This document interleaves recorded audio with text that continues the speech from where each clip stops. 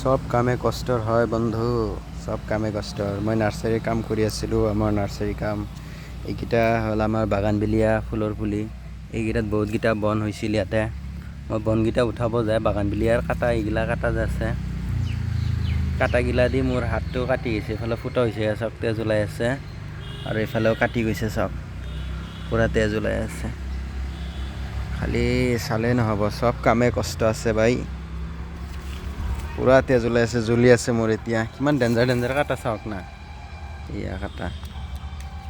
এই কাটাগিলা তলত আছিল, এইটোত চাগে এইটোৱে কাটিছে মোক। এনেকেই কাম কৰি থাকিব লাগিব জীৱনত। যিয়ে নহওক কিয় কাম কৰিবই লাগিব আমি, কাম নকৰিলেতো নহ'ব। ঘামি গৈছোঁ চাওক, ঘামি গৈছোঁ।